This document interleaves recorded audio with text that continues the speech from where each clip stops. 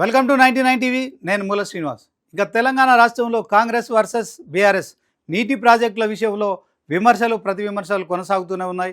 So 1,00,000 కోట్ల వ్యయంతో నిర్మించిన కాళేశ్వరంపై బీఆర్ఎస్ ఇది చాలా బహుళార్థక ప్రాజెక్ట్ అని చెప్తున్న క్రమంలో మేడిగడ్డ దగ్గర కుంగుబాటు కావచ్చు, పిల్లర్లలో పగుళ్ళు కావచ్చు, సో ఇది పనికిరాని ప్రాజెక్టు, కాళేశ్వరం కూలిపోయిందని చెప్పి ప్రచారం చేస్తుంది. ఇదే క్రమంలో ఏదైతే తుమ్మిడిహట్టి దగ్గర నిర్మించాలనుకున్న ప్రాజెక్టును తిరిగి అక్కడనే నిర్మిస్తామని కాంగ్రెస్ చెప్తున్న నేపథ్యంలో మొత్తానికి కేవలం కమిషన్ల కోసమే తుమ్మిడిహట్టి దగ్గర మరొకసారి ఈ యొక్క ప్రాజెక్టు నిర్మిస్తున్నారని చెప్పడం కావచ్చు. అదే క్రమంలో హరీష్ రావు తాజాగా చేసిన విమర్శలు ఏవైతే ఉన్నాయో, సో కేవలం గతంలో 37,000 కోట్లతో నిర్మిస్తామన్న తుమ్మిడిహట్టి ప్రాజెక్టు ఇప్పుడు తుమ్మిడిహట్టి నుంచి ఎల్లంపల్లికి నిర్మిస్తున్న ప్రాజెక్టు కూడా 37,000 కోట్లు ఖర్చు అవుతాయని చెప్పడం నిజంగా హాస్యాస్పదం.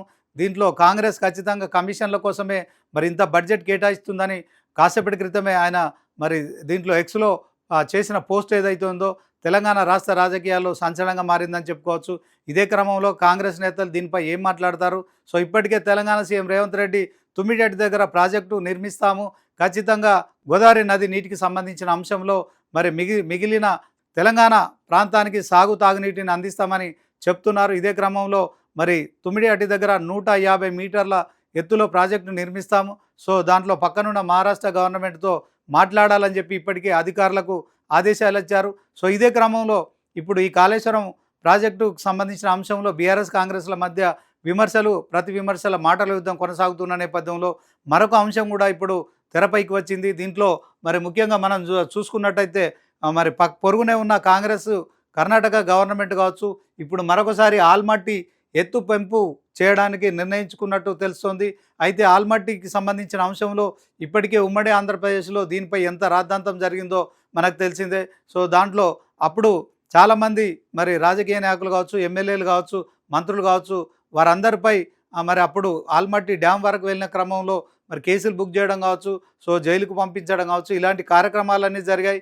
అయితే ఇప్పుడు తెలంగాణలో కాంగ్రెస్ ప్రభుత్వం ఉంది, అట్ ద సేమ్ టైం కర్ణాటకలో కూడా కాంగ్రెస్ ప్రభుత్వం ఉంది కనుక మరొకసారి ఆల్మట్టి ఎత్తు సంబంధించిన అంశంలో తెలంగాణలో ఉన్న తెలంగాణ సీఎం రేవంత్ రెడ్డి కావచ్చు, అలాగే కాంగ్రెస్ ప్రభుత్వం కావచ్చు, సో మొత్తానికి ఈ అంశంలో ఆల్మట్టి ఎత్తు పెంపుతున్న క్రమంలో ఇది తెలంగాణకు ముప్పు కనుక దీన్ని అడ్డుకోవాలని చెప్పి కూడా బీఆర్ఎస్ డిమాండ్ చేస్తుంది. సో మొత్తానికి ఇటు కాళేశ్వరం కావచ్చు, అటు ఆల్మట్టి ఎత్తు సంబంధించిన అంశంలో కావచ్చు, మరొకసారి తుమ్మిడిహట్టి దగ్గర కాంగ్రెస్ ప్రభుత్వం నిర్మిస్తామని చెప్తున్న ప్రాజెక్టు అంశంలో బీఆర్ఎస్ కాంగ్రెస్ల మధ్య అయితే ఒక మాటల యుద్ధం కొనసాగుతోంది. ఇదే క్రమంలో ప్రతి విమర్శలు చేసుకుంటున్నారు. సో ఏదేమైనప్పటికీ కూడా తెలంగాణ గోదావరి నది నీటి విషయంలో కాళేశ్వరం వాడకపోవడం కావచ్చు, తర్వాత మేడిగడ్డ దగ్గర ఆ ప్రాజెక్టు సంబంధించి కొన్ని పిల్లర్లు కుంగిపోవడం కావచ్చు, ఆ ప్రాజెక్టు పనికిరాదని చెప్పి కాంగ్రెస్ తేల్చి చెప్తున్న క్రమంలో దీనిపైన ఇప్పటికే విచారణ జరపాలని సిబిఐకి తెలంగాణ సీఎం రేవంత్ రెడ్డి సిబిఐకి అప్పగిస్తున్నట్టు ప్రకటించారు. ఈ క్రమంలో ఈ అంశాన్ని సిబిఐ విచారణ చేస్తుందా లేదా అనే అంశంలో ఇప్పటికీ క్లారిటీ రాలేదు.